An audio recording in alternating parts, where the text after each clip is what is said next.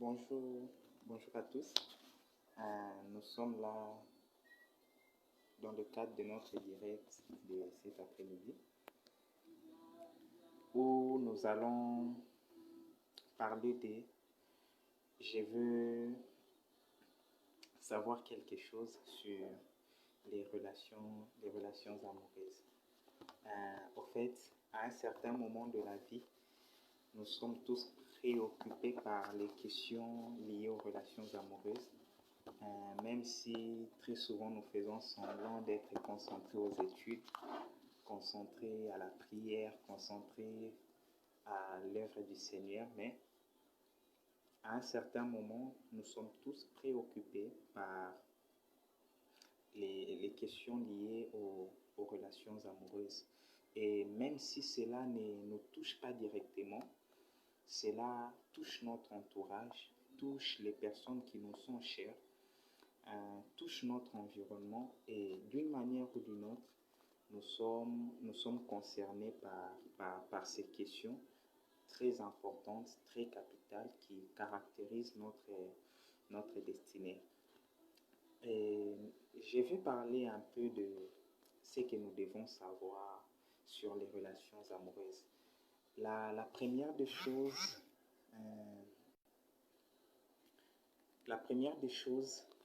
j'aimerais que nous puissions savoir par où commencer. Par où commencer.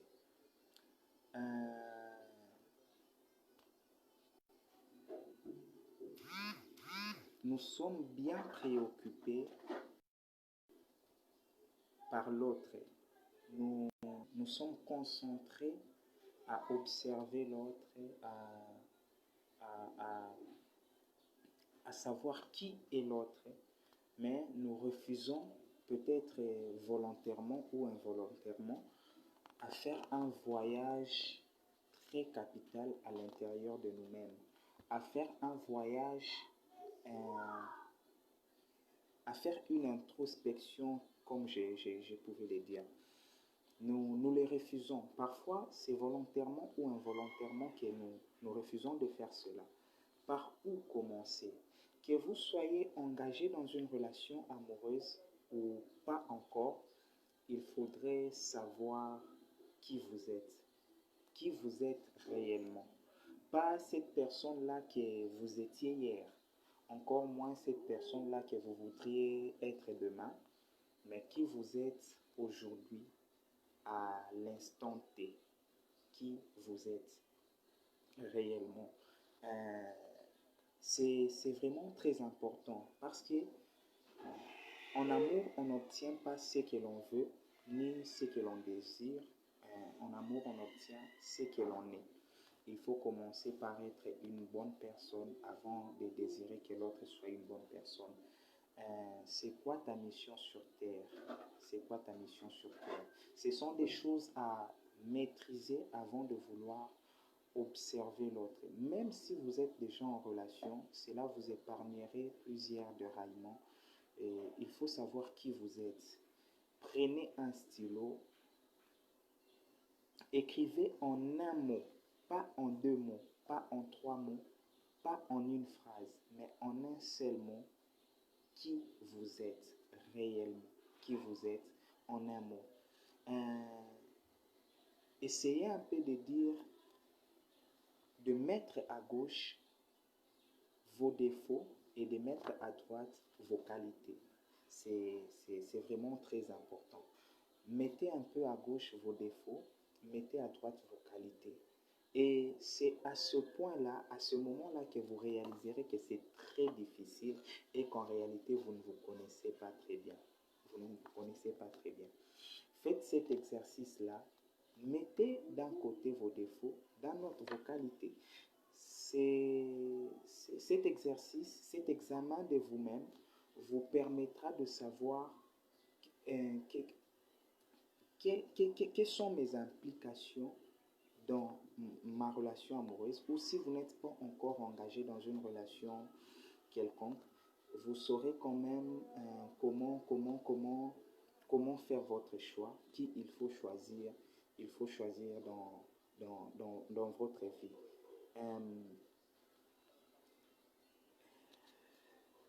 Je vous dis ces choses parce que demain, ça sera de votre faute. Demain, ça ne sera pas la faute de, de quelqu'un d'autre. Ça sera de votre faute. Ça sera vraiment de votre faute. Si vous ne faites pas attention avant de décider avec qui marcher en amour, demain demain ça sera de votre faute. Il faut savoir qui aimer, de quelle manière aimer. On n'aime pas de n'importe quelle manière. Au fait, il faut savoir que l'amour tue, hein, l'amour tue. Plusieurs personnes qui circulent en route ici, plusieurs personnes qui sont avec nous, sont déjà mortes à l'intérieur, sont déjà mortes dans leur fond, sont déjà mortes. Mais malgré qu'elles continuent à marcher, elles continuent à se battre dans la vie, en réalité, elles sont déjà mortes. Il faudrait vraiment faire attention. Demain, ça sera de votre faute. Demain, ça ne sera pas la faute de quelqu'un d'autre. Demain, ça sera de votre faute et vous devez assumer cela. Si vous arrivez jusqu'au mariage, vous entrez jusqu'au mariage, demain, ça sera de votre faute. Ça ne sera pas de la faute. La faute ne reviendra pas à quelqu'un d'autre. Demain, ça sera de votre faute. C'est pourquoi il faut choisir une bonne personne aujourd'hui. C'est pourquoi il faut faire vraiment un effort de, de choisir une bonne personne. Donc, faites de tout votre mieux, de tout votre mieux, de tout votre mieux au risque de mourir demain. Il y a plusieurs personnes qui meurent. Je vous assure que les questions d'amour déchirent les âmes. Les questions d'amour détruisent les vies. Alors, si je vous dis ces choses, c'est par amour afin de vous préserver en tout cas. Demain, ça sera de votre faute. Il faut commencer par vous découvrir d'abord qui vous êtes, euh, quelles sont vos aspirations, votre vision, vos ambitions, qui vous êtes aujourd'hui à l'instant même, qui vous êtes aujourd'hui. Pas cette personne-là que vous serez demain, pas cette personne-là que vous voudriez être. Quels sont vos défauts, quelles sont vos qualités. Est-ce que pour vous la fidélité n'est qu'une option? Est-ce que pour vous, avoir une seule relation est le cadet de vos soucis? Est-ce que pour vous, rendre des comptes à l'autre est, est important pour vous? Donc ça vous permettra de mieux vous situer surtout, de mieux vous situer. Vous connaîtrez si votre jalousie est morbide ou légitime et si vous acceptez les reproches ou pas. Vous connaîtrez cela aussi si vous êtes insupportable. Parce que parfois c'est très difficile de se dire la vérité en face. Vous connaîtrez si vous êtes insupportable. Insupportable. C'est vraiment très capital. Il y a un autre problème qui se pose, c'est qu'on se demande, mais Dieu doit parler ou je dois choisir moi-même? J'ai entendu l'homme de Dieu X qui a dit comment il a rencontré sa femme, la servante de Dieu Y qui a dit comment elle a rencontré son homme et tout, et tel autre qui a dit qu'il a juste fait son choix réfléchi et tout marche bien entre eux. Maintenant, comment je peux m'y prendre?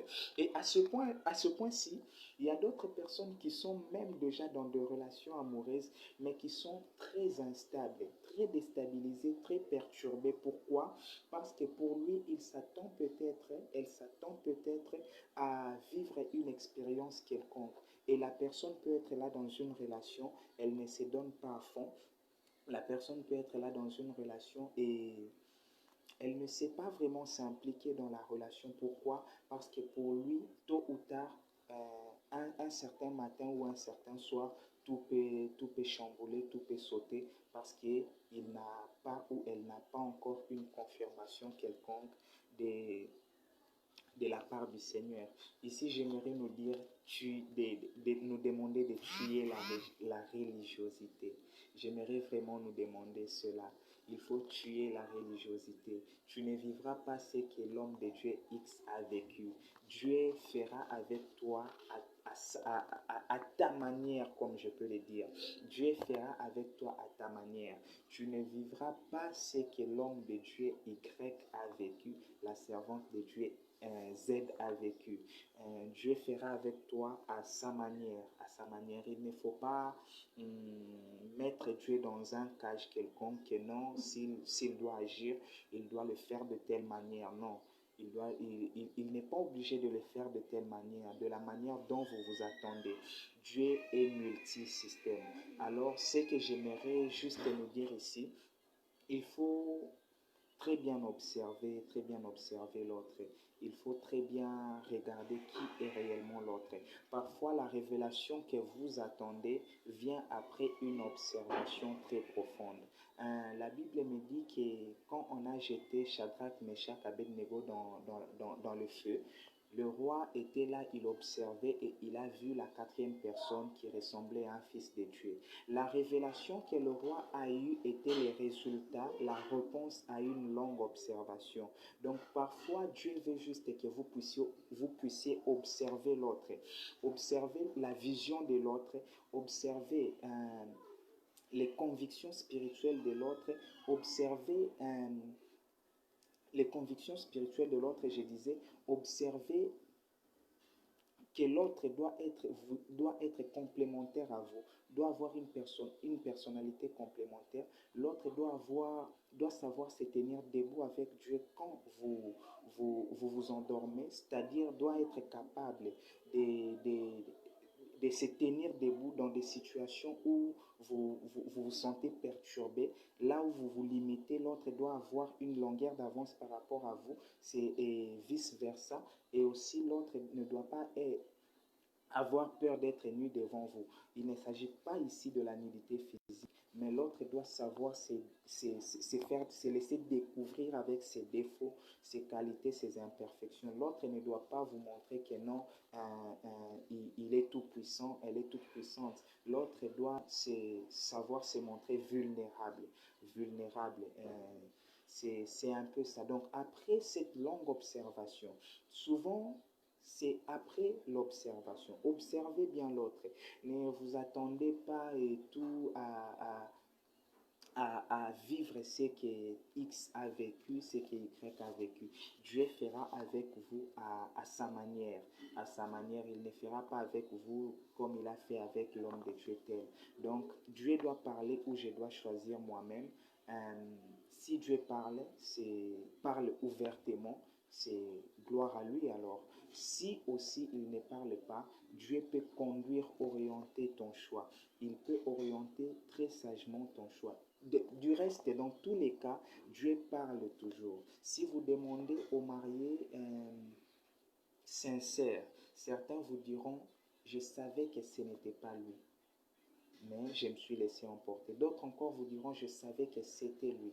Quand l'autre dit, je savais que ce n'était pas lui ou ce n'était pas elle, ce n'est pas parce qu'il y a des problèmes, ce n'est pas parce que, mais la personne est sincère, qu'il savait que ce n'était pas lui, ce n'était pas elle. Au fait, Dieu parle toujours. Dieu parle toujours. Souvent, nous sommes un peu perturbés juste et ce n'est pas très intéressant.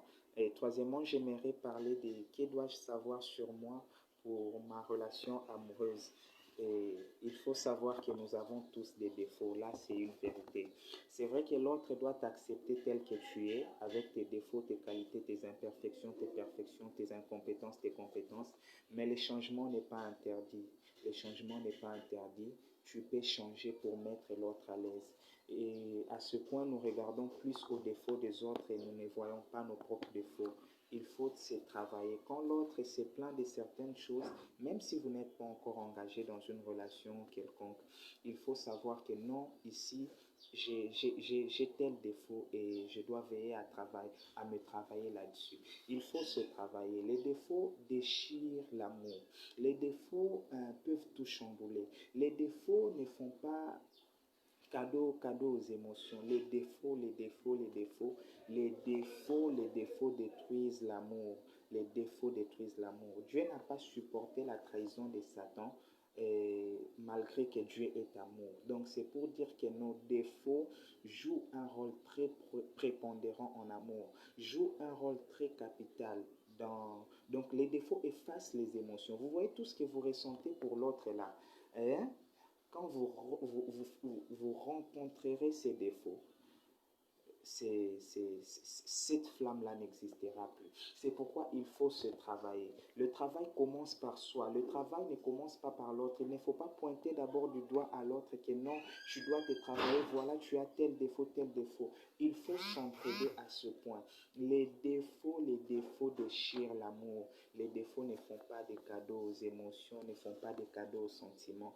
Donc si vous voulez mieux vivre, il faut chercher à minimiser vos défauts en tout cas. Il faut chercher à réduire au maximum vos défauts. Nous avons tous des défauts. Nous avons tous des défauts. Quand je parle de travailler sur nos défauts ici, je ne dis pas qu'il faut supprimer les 100% de vos défauts. Vous ne deviendrez pas parfait. Mais il y a certains défauts qui ne feront pas, qui n'aideront pas votre relation amoureuse. Il y a des défauts que l'autre supporterait de faire avec, de marcher avec. Votre partenaire supporterait de faire avec, d'aller avec comme ça.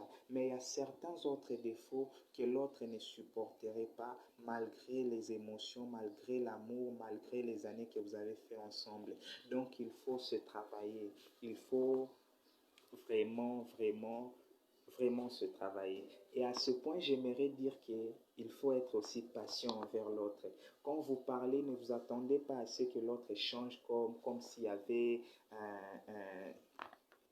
un bâton magique qui frappait sur lui. Non, il faut être patient. Vous remarquerez que lors de la création, Dieu a plongé Adam dans un profond sommeil. Aujourd'hui là, Dieu fait des miracles sans cicatrice. Dieu était capable de parler seulement que Ève soit. Ève allait apparaître. Mais pourquoi Dieu a plongé Adam dans un profond sommeil? Le sommeil, c'est un état d'inactivité. C'est un état d'inconscience. C'est un état où même un moustique peut avoir le dessus sur toi. C'est un état où tu es un peu vulnérable, où tu es un peu impuissant, où tu es un peu faible. Alors il faut avoir un peu, surtout chers hommes, il faut avoir un peu ce cœur-là d'être patient. Parfois, il faut avoir cette humilité-là. Le sommeil, le fait que Dieu a fait endormir Adam, c'est un état d'humilité, de simplicité. Parfois, il faut être humble. Parfois, il faut être patient, attendre que Dieu puisse travailler Ève, attendre que les défauts de l'autre puissent changer. Il ne faut pas rompre seulement à la première rencontre des défauts de l'autre. Non. Non, non, non, non, non, non. Il faut être patient, parler à l'autre, mais aussi être patient, attendre à ce que l'autre puisse se travailler, que le Seigneur puisse travailler dans l'autre pour le changement de l'autre. Il faut être patient envers nos partenaires. Et il ne faut pas être à tout moment vivant, il faut de l'humilité. Chers hommes, il faut de l'humilité. Nous réclamons souvent à nos sœurs la soumission, mais Adam aussi s'était endormi. C'est vrai que Ève doit se laisser modeler par Adam, doit se laisser modeler. Ève tirée de la côte d'Adam, Dieu a travaillé Ève qui était tirée de la côte d'Adam. Mais aussi Adam doit avoir une humilité quelconque. Hein, nos bien-aimés, nous les hommes, nous sommes trop vivants, nous sommes trop forts, trop de vigueur. Non, il faut de l'humilité, il faut de l'humilité, il faut de l'humilité. Il faut développer vraiment cela. Il faut être patient. Plusieurs divorces, c'est quand seulement la femme commet une bêtise. Mais quand c'est l'homme, la femme, on dit à la femme de pardonner. Moi, vraiment, en tout cas, je ne suis pas trop pour ça. Quand c'est l'homme qui commet la bêtise, on dit à la femme de pardonner. Mais quand c'est l'homme et c'est la femme qui a commis une bêtise, là, l'homme prend la décision. L'homme est trop vivant, l'homme n'est pas humble. Je n'encourage pas ici les bêtises dans les relations, mais je veux dire qu'il faut de l'humilité. Adam s'était endormi, c'est un état d'humilité, un état où même un moustique peut avoir le dessus sur toi, un état de simplicité, un état où tu laisses le temps, tu crois en l'autre, au changement de l'autre. Tu crois que Dieu peut travailler dans le cœur de l'autre pour que l'autre puisse changer. C'est vraiment très, très, très important. très important. Et même la Bible est en train de dire que tu aimeras ton prochain. Non, tu aimeras l'Éternel, ton Dieu, de tout ton cœur, de toute ton âme, de toute ta pensée et de toute ta force. En termes de partenaire, Dieu est un partenaire parfait, au top, 100% parfait. Mais pourquoi la Bible fait allusion à la force pour continuer à aimer Dieu? C'est un peu bizarre, non? La Bible fait allusion à la force pour continuer à aimer Dieu. C'est juste pour dire qu'il y a certaines fois en amour, vous ne continuerez pas juste parce que vous aimez l'autre. Vous ne continuerez pas juste parce que votre cœur ressent le feu pour l'autre. Parfois, il y aura plus effet.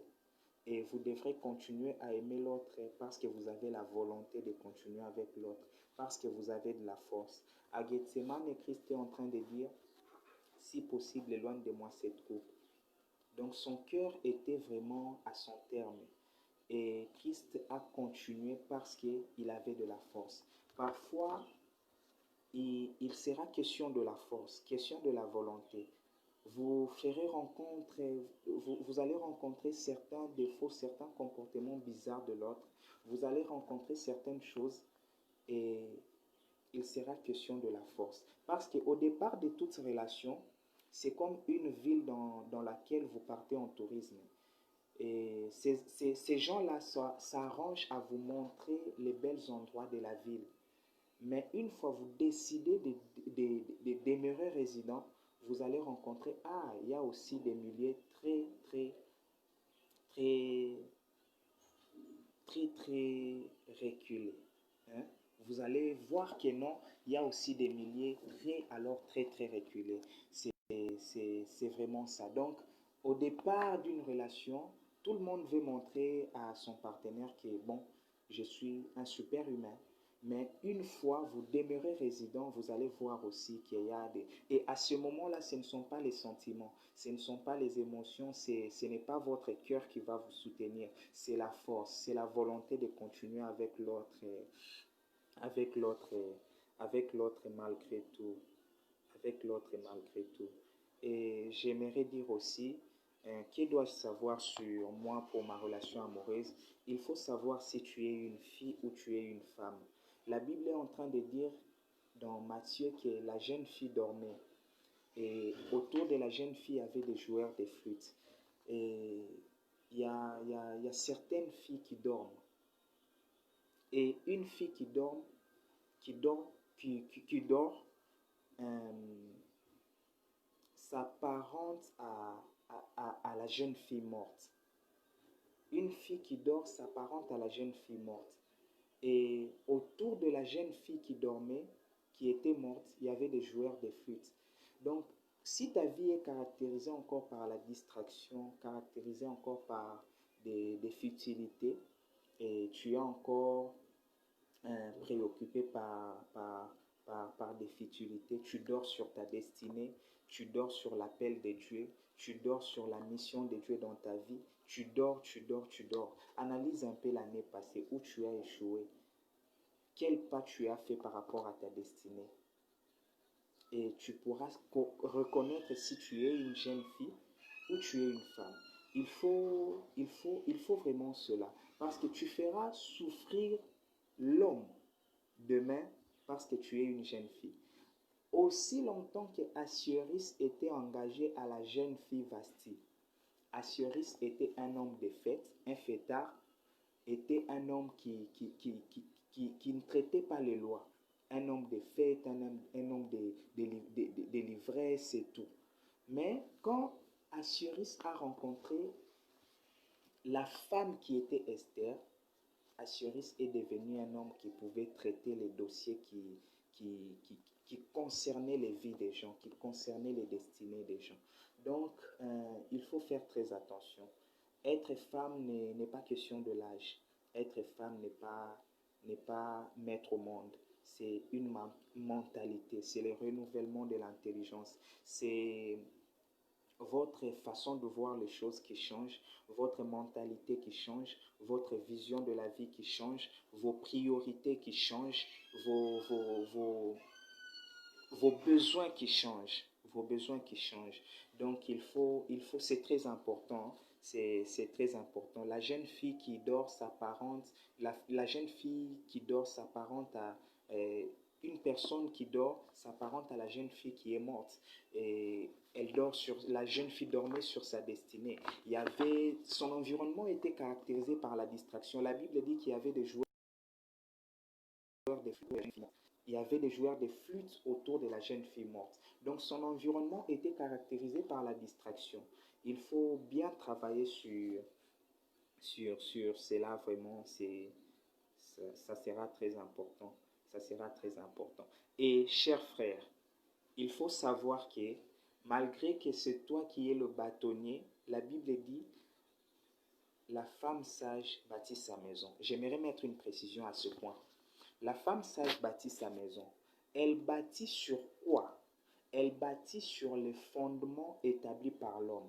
Donc, vous qui aspirez à vous marier demain, si votre femme échouera sa mission, la faute sera à 60%, la faute vous reviendra à 60% parce qu'elle est censée bâtir sur les fondements que vous établissez. Et ici, j'aimerais aussi dire pour les 40% qui restent, il faut faire attention. La destinée d'un homme est liée par la femme avec qui il s'engage. La destinée d'un homme, je le répète, la destinée d'un homme est liée à la femme avec laquelle il s'engage. Ok. Il faut très bien maîtriser ça. La destinée d'un homme est liée par la femme avec laquelle il s'engage. Vous remarquerez que Joseph est entré dans la Bible à cause de Marie. Adam a été chassé de la présence de Dieu à cause d'Ève.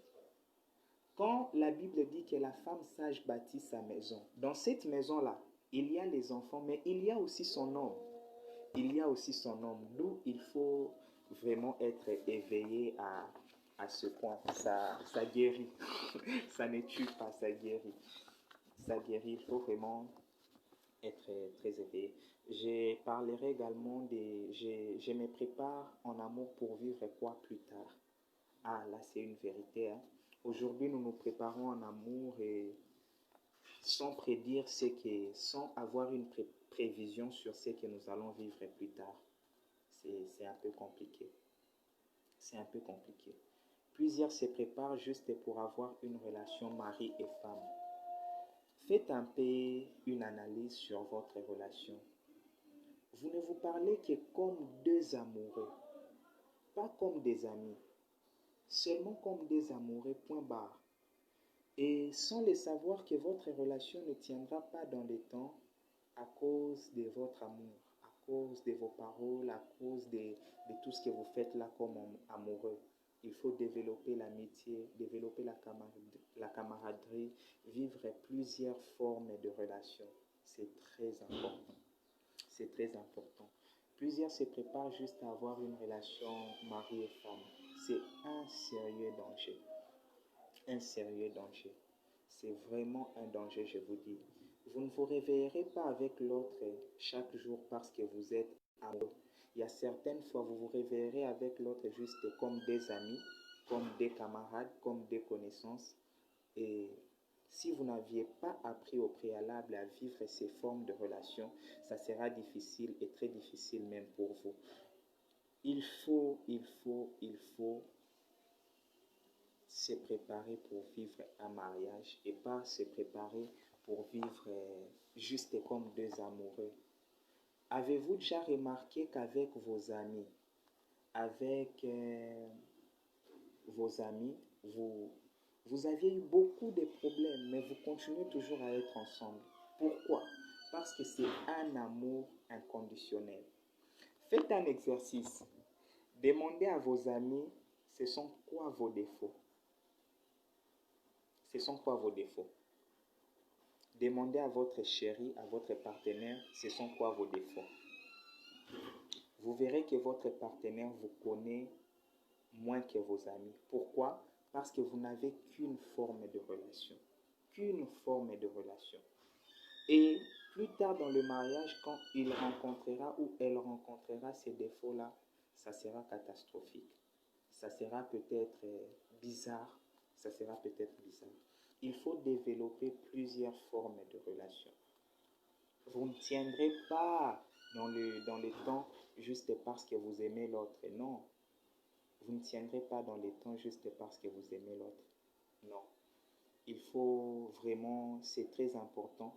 Parfois, faites des jours, parlez juste comme des amis, sans je t'aime, sans le romantisme. Parlez vrai, comme vous parlez seulement avec vos amis. Parlez vrai, développez l'amitié, développez l'amitié, développez l'amitié. C'est très important, développer l'amitié. Vous ne tiendrez pas votre relation dans les temps seulement parce que vous êtes deux amoureux, deux personnes qui s'aiment. Non, il y a des jours où vous réveillerez aucune envie de parler avec l'autre. Et en ces moments-là, vous allez continuer à parler avec l'autre parce que vous êtes des amis. C'est très, très capital. Et à ce point, j'aime dire que je me prépare en amour pour vivre quoi plus tard. Plusieurs devraient même dire lors de la cérémonie du mariage, plusieurs devraient dire pour les pires et pour les pires. Parce que tout au long de leur relation amoureuse, pendant les fiançailles, ils se sont préparés pour le pire. Ils se sont préparés pour les pires, sans les savoir, sans le vouloir, parfois par manque de connaissances. Vous voyez, quand vous vous parlez là, vous avez chaud au cœur. À un moment, ces choses ne seront plus là. À un moment, ces choses ne seront plus là. À un moment, ton cœur va se fatiguer de l'autre. Hein? Tu n'auras plus envie de l'autre à un moment. Cette chaleur-là qui brûle en toi ne sera plus là toujours. Et en ces moments-là, tu pourrais continuer avec l'autre parce que vous êtes des amis, parce que vous avez une autre relation en dehors d'être deux amoureux. C'est très important. Euh, Plusieurs se préparent pour bouleverser l'ordre divin. Tu verras peut-être une sœur qui est engagée avec un frère. Le frère est euh, naturellement faible, comme je peux le dire. Le frère est naturellement faible. Et la sœur trouve que c'est une opportunité pour elle de régner plus tard dans le mariage. Non, il faut aider l'autre. Il faut aider l'autre. Ne cherchez pas à renverser l'ordre divin. Dieu vous maudira. Ne cherchez pas à renverser l'ordre divin. Dieu a dit que l'homme sera le chef de la femme. Et ici, j'aimerais encore préciser. Par chef ici, je ne dis pas qu'il faut écraser la femme. En créant la femme, Dieu a tiré la femme de la côte de l'homme. Pas de ses pieds pour que l'homme puisse marcher sur elle, ni de sa tête pour que la femme puisse monter sur l'homme, mais de sa côte pour être son égal. Donc, cher homme, si pour vous être homme, c'est écraser la femme, en tout cas, ça ne marchera pas avec Dieu. Vous rendrez des comptes au Seigneur le jour où vous comparaîtrez devant lui pour le jugement. Vous rendrez des comptes. C'est très sérieux. Plusieurs se préparent pour renverser l'ordre divin. Et la sœur trouve que c'est une opportunité. Non, il faut aider le frère. Il faut l'aider. Cherche quelqu'un qui a une autorité sur le frère. Parle à la personne. Et la personne parlera au frère. Si tu ne peux pas parler au frère directement, que non, frère, tu te comportes comme une femme dans notre relation et moi je me comporte comme un homme. Trouve quelqu'un qui a de l'autorité sur lui, qui pourrait lui parler. C'est très important. Et prie aussi pour lui. Ne vous préparez pas à renverser l'ordre divin. D'autres encore se préparent pour séparer une famille. Genre, vous êtes déjà engagé en relation, tu te dis, ah, sa famille là, vraiment, quand nous allons nous marier, je vais leur jouer des tours. Non. Il a vécu avec sa famille pendant longtemps. Elle a vécu avec sa famille pendant longtemps. Alors, si dans tes plans, tu veux les séparer de sa famille, sache que pour qu'il puisse ou qu'elle puisse se séparer de toi, ça ne sera pas difficile. Ça ne sera pas difficile. Avec ces gens-là, il a vécu longtemps qu'avec toi. Donc, pour se séparer de toi, ça ne sera pas difficile. Même quand il a des problèmes avec sa famille, bats-toi de les réconcilier. Bats-toi de les réconcilier. C'est pour ton bien. Bats-toi de les réconcilier. Sinon, ce que tu veux faire subir à sa famille, tu les subiras. Mais peut-être pas aujourd'hui, peut-être dans les temps. Même si ça ne sera pas avec lui, ça sera avec vos enfants. Les enfants apprennent mieux par les comportements que les paroles. Quand les enfants verront que papa s'est séparé avec sa famille, papa n'a aucune relation avec sa famille, maman s'est séparée avec sa famille, maman n'a aucune relation avec sa famille, les enfants trouveront que c'est normal de se séparer avec sa famille. Et à ton tour, ça te brisera le cœur comme cela a été le cas pour les autres. C'est très important. Et d'autres se préparent pour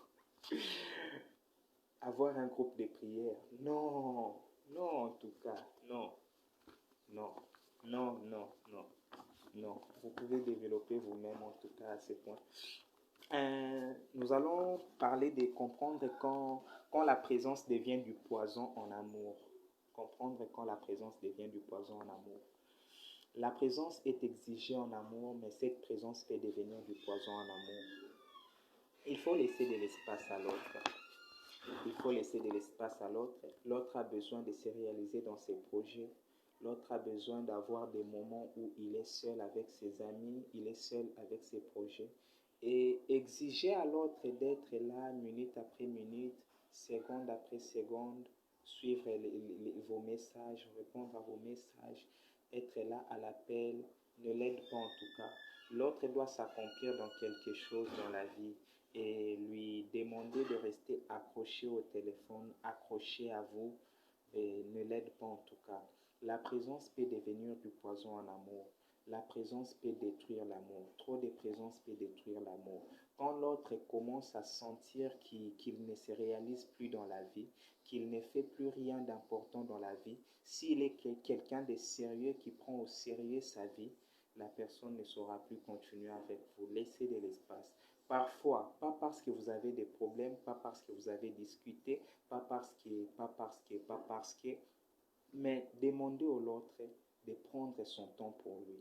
Même si à l'instant, il n'a pas quelque chose à faire, le temps que vous lui laissez lui permettra de trouver quelque chose d'important à faire pour sa vie. N'exigez pas aux autres d'être là, dépendants de leur téléphone, dépendants juste pour combler votre besoin de solitude, combler votre envie d'être accompagné, combler votre... Non, ce n'est pas ça, ça n'aide pas.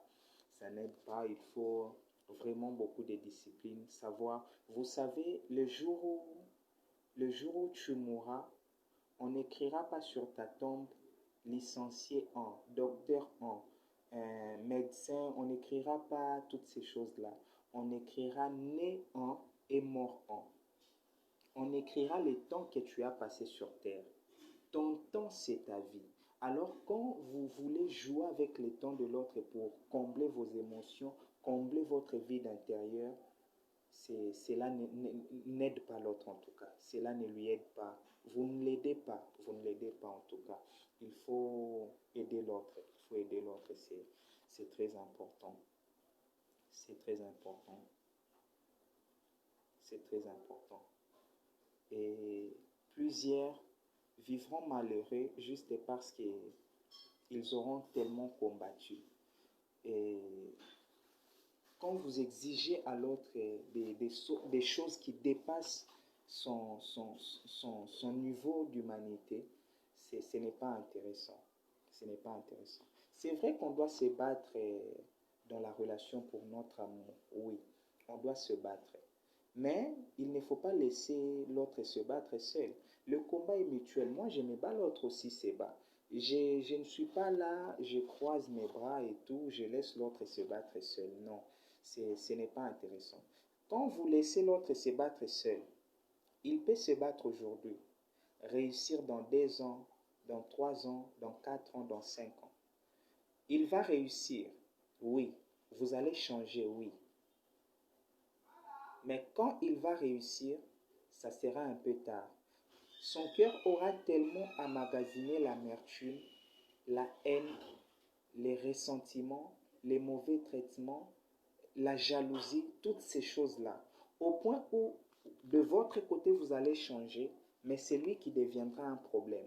Naturellement, il ne saura plus se donner à fond, elle ne saura plus se donner à fond pour votre relation. Naturellement. Parce que son cœur sera à son bout. Son cœur aura tellement emmagasiné des choses qui voudront maintenant commencer à se manifester. Donc, faites attention, ne laissez pas les autres livrer des combats qui vont détruire votre relation dans, dans les temps. Et en dernier, j'aimerais parler de moi et ma relation avec le sexe opposé. Ma relation avec le sexe opposé. Adam avait un problème. Adam avait un problème. Adam avait un problème. Il n'était pas un bon communicateur en amour. Et c'est au même moment que le serpent a fait apparition. Retenez que vos partenaires ont des déficits. Face à ces déficits, il ne faut pas chercher à combler ça avec les serpents. Il faut les aider. Il faut les aider. Adam avait un problème et le serpent a fait apparition. Les serpents sont ces personnes-là qui entrent dans votre vie et qui prennent trop de place. Vous voyez, pendant les périodes où vous avez des problèmes dans votre relation amoureuse et du coup, quelqu'un apparaît qui vous donne l'attention, qui vous donne... qui en vous, vous commencez à vous dire, mais il est différent, il n'est pas comme mon chéri. Ah, si je l'avais rencontré avant, quelque chose comme ça. Un serpent n'est pas forcément un sorcier, n'est pas forcément un païen. Un serpent, c'est cette personne-là que le diable peut utiliser d'une manière ou d'une autre. Ce n'est pas que la personne est sorcière, ce n'est pas que la personne a des démons.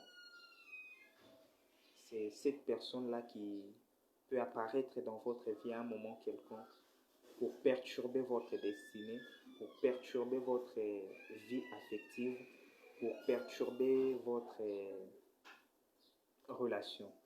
Il faut faire très attention, très très attention. Il faut très bien observer, savoir définir vos relations avec le sexe opposé. Le problème souvent c'est là, la définition de la relation. Quelle relation j'ai avec X? Quelle relation j'ai avec Y? Il faut savoir définir vos relations avec le sexe opposé. Et faire aussi attention aux délits là. Les délits là sont ces personnes-là, hommes ou femmes, que tout le monde a rencontré ou peut rencontrer demain sur son chemin.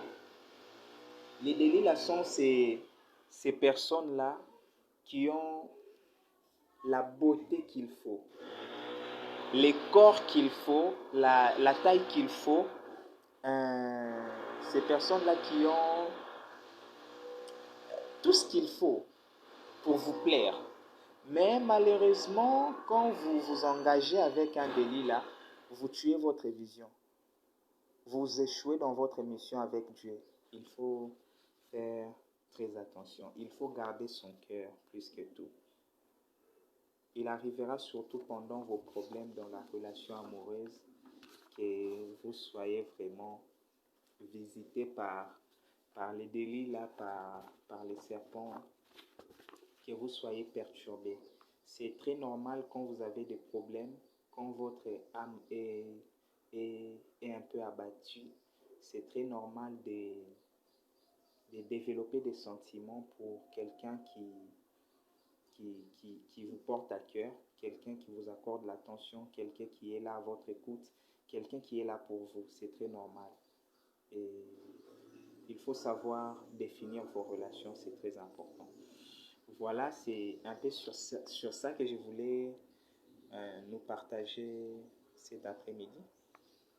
Il y a une question Pourquoi l'infidélité de la femme est vue comme un crime impardonnable? Ah, il faut demander aux hommes. Hein. Il faut demander aux hommes en tout cas. Euh, je pense que c'est parce qu'on nous a mal enseigné depuis la base. On nous a mal enseigné. Quand on nous a dit que l'homme était le chef de la femme, on ne nous a pas donné l'image de Joseph avec Pharaon. Joseph est en train de dire à Pharaon, je t'établis, mais seulement le trône me séparera de toi. Donc, ce n'était pas une relation où Pharaon voulait écraser Joseph, non. En créant la femme, Dieu a dit, je lui ferai une aide semblable. Une aide semblable, c'est de même nature que lui. Donc, la femme n'est pas une entité extérieure de l'homme, non. Elle est de même nature que l'homme. Elle est de même nature que l'homme. C'est vrai que l'homme est le chef. Et cette notion-là, je pense que c'est une notion qui a été mal transmise. Mal transmise et c'est ce qui cause un peu ces problèmes-là. Merci beaucoup.